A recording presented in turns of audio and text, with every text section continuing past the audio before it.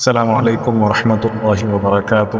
آج ہم اکابر صحابہ و صحابیات کے سلسلے میں جس شخصیت کا ذکر کرنے جا رہے ہیں وہ ہیں حضرت اسلم حبشی رضی اللہ عنہ، جنہوں نے حمیت اور غیرت کے جوش میں رسول اللہ صلی اللہ علیہ وسلم سے کہا، یہ لوگ تو اس وقت ہم سے ہمارا مال نہ لے سکے جب ہم کافر تھے، اور اب تو ہم نور اسلام سے مالا مال ہیں اور زیادہ قوی ہیں، تو کیا اب ہم انہیں اپنا مال اپنے ہاتھ سے سونپ دیں؟ خدا کی قسم ایسا نہیں ہو سکتا، اور ایسے کسی معاہدہ کو آپ نہ باندھیں۔ جیسے کہ نام سے ظاہر ہے یہ حبشہ کے رہنے والے تھے، کچھ روایات میں ان کا نام اسلم راعی رضی اللہ عنہ بھی لکھا ہے۔ وہ اس لیے کہ وہ راعی یعنی بکریاں چرانے والے تھے۔ وہ خیبر کے ایک یہودی شخص عامر کے غلام تھے اور اس کی بکریاں چرانے کا کام ان کے سپرد تھا۔ جنگ احد کے بعد شوال 5 ہجری میں اسلامی ریاست کے خاتمہ کے لیے یہودی تمام عرب قبائل کا متحدہ لشکر مدینے پر چڑھا لائے۔ یہ جنگ مسلم طاقت اور اعصاب کا کڑا امتحان تھا۔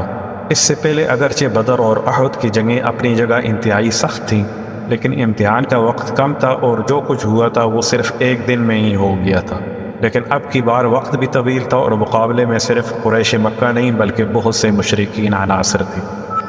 آپ نے اس جنگ سے یہودی قبیلہ بنو عطفان کو علیحدہ رکھنے کے لیے مدینہ کی تہائی پیداوار پر سمجھوتے کی کوشش کی۔ بنو عطفان کو مالی مفاد زیادہ عزیز تھا، لیکن وہ سودہ پر دستخط سے پہلے حضور صلی اللہ علیہ وسلم نے انصار میں سے سعد بن معاذ رضی اللہ عنہ اور سعد بن عبادہ رضی اللہ عنہ جو اوس و خزرج کے سردار تھے سے مشورہ لینا ضروری سمجھا۔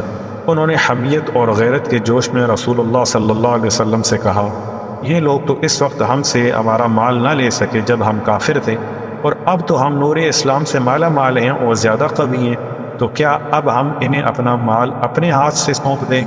خدا کی قسم ایسا نہیں ہو سکتا، اور ایسے کسی معاہدہ کو آپ نہ باندھیں۔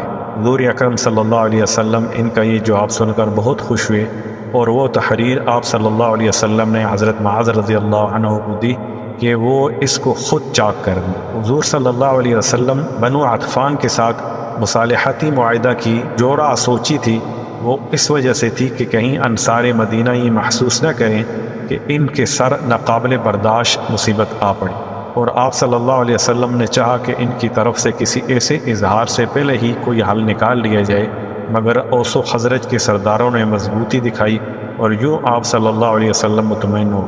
جنگ خندق میں جب کفار کی متحدہ قوتوں نے محاصرہ کر رکھا تھا، اور یہی وہ وقت تھا جس کے بارے میں قرآن میں اللہ نے فرمایا، آنکھیں پتھرا گئیں اور کلیجے منہ کو آنے لگے۔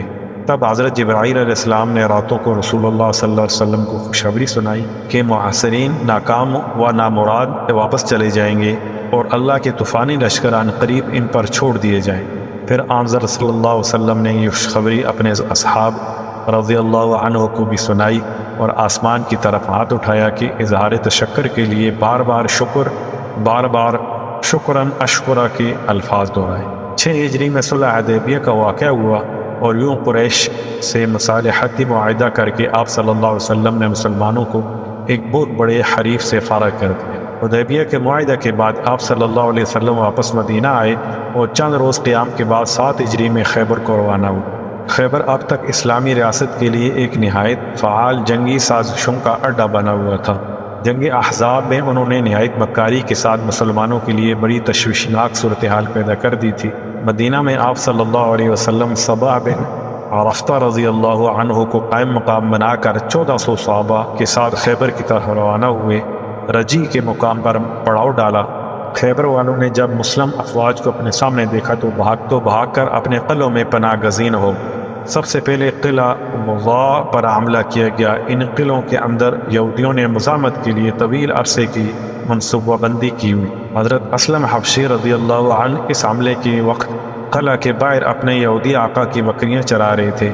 غائبانہ طور پر حضور صلی اللہ علیہ وسلم کے بارے میں سن رکھا تھا اور دل آپ صلی اللہ علیہ وسلم پر فدا تھا، لہٰذا آپ رضی اللہ عنہ بارگاہ نبوی صلی اللہ علیہ وسلم میں حاضر ہوئے اور دریافت کیا، اے محمد صلی اللہ علیہ وسلم، آپ صلی اللہ علیہ وسلم کس چیز کی دعوت دیتے ہیں؟ حضور اکرم صلی اللہ علیہ وسلم نے فرمایا، اس چیز کی کہ اللہ کے سوا کوئی معبود نہ بناؤ اور مجھے اللہ کا رسول صلی اللہ علیہ وسلم مانو۔ حضرت اسلم رضی اللہ عنہ نے یہ سن کر فوراً تائید کی اور کلمہ شہادت ادا کر کے اسلام کی دولت سے بہرہ مند ہو اب ان کو اس بات کی فکر تھی کہ ان بکریوں کا کیا کیا جائے جو ان کے پاس امانت ہے، لہذا حضور صلی اللہ علیہ وسلم سے دریافت کیا کہ میں ان بکریوں کو ان کے مالک کے پاس پہنچا آؤں۔ حضور اکرم صلی اللہ علیہ وسلم نے فرمایا تم ان بکریوں کو لشکر سے باہر لے جا کر ہانک دو اور تھوڑی سی کنکریاں ان کے پیچھے پھینک دو، اللہ تجھ کو اس امانت سے بری الذمہ کر دے گا۔ حضرت اسلم رضی اللہ عنہ نے اس ہدایت پر عمل کیا اور بکریاں واپس چلے۔